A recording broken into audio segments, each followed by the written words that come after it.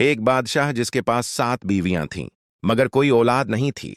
जाने कैसे जादू ने सब कुछ बदल दिया। बादशाह अकबर एक अजीम बादशाह था, जिसके पास 7 कीमती बीवियां थीं। हर बीवी खूबसूरत, अक्लमंद और बादशाह की महबूब थी। लेकिन अकबर का दिल हमेशा उदास रहता था। उसकी जिंदगी में सब कुछ था, सल्तनत, दौलत, इज्जत, मगर एक कमी थी। बादशाह की कोई औलाद नहीं थी।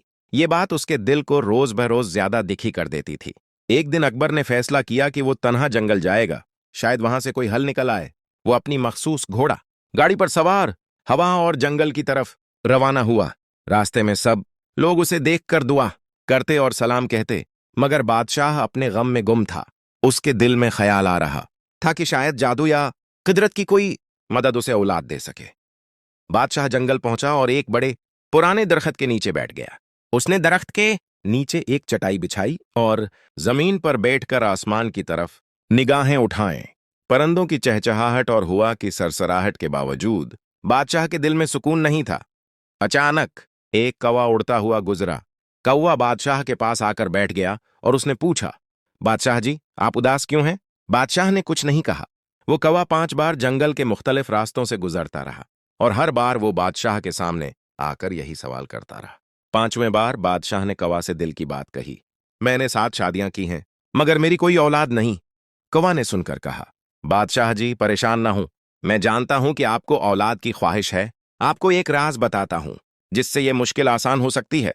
बादशाह ने तजस्सुस के साथ कौवा की बात सुनी। कौवा ने बादशाह से कहा, इस दरख्त के 7 पत्ते लें और इन्हें अपनी 7 बीवियों में तकसीम करें। हर पत्ता एक जादुई ताकत रखता है। ये ताकत उनकी औलाद पैदा करने की सलाहियत देगी, लेकिन ध्यान रखें, हर पत्ता सही तरीके से इस्तेमाल हो। बादशाह ने कौवा की बात गौर से सुनी और दिल ही दिल में सोचा कि शायद यह हकीकत बन जाए। बादशाह ने 7 जादुई पत्ते दरख्त से तोड़े और महल की तरफ रवाना हुआ। उसके दिल में उम्मीद की किरण रोशन थी, मगर साथ ही खौफ भी था कि कहीं पत्ते सही तरीके से काम ना करें। बादशाह ने सोचा कि हर बीवी को एक पत्ता देकर अपनी दुआ के साथ देगा। ये अमल अगर कामयाब हुआ तो इसके दिल की ख्वाहिश पूरी हो जाएगी।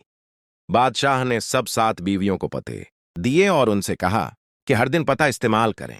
सब बीवियां खुश थीं और दुआ करने लगीं, मगर एक बीवी की लापरवाही की वजह से पत्ता चूहे के हाथ लग गया, जो आधा खा गया।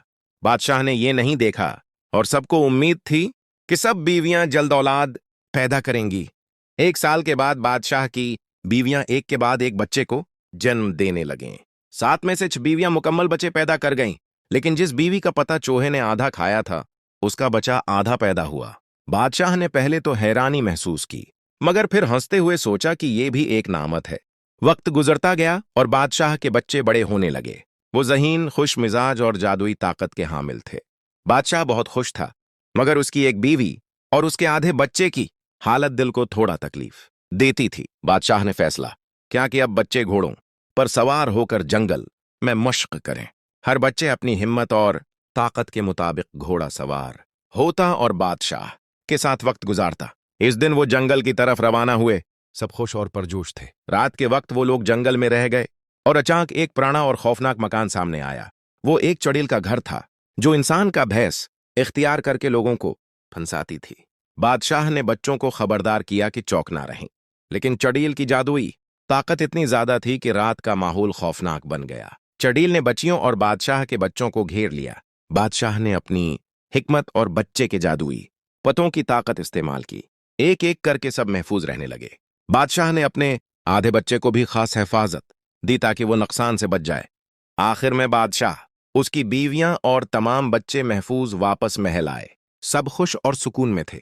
बादशाह ने सोचा कि जिंदगी की सबसे बड़ी ताकत मोहब्बत, हिकमत और खानदान की हिफाजत है, और वो जादुई पते हमेशा अपने पास रख कर सबको याद दिलाता रहा कि कुदरत की ताकत हमेशा जिम्मेदारी के साथ इस्तेमाल की जाए।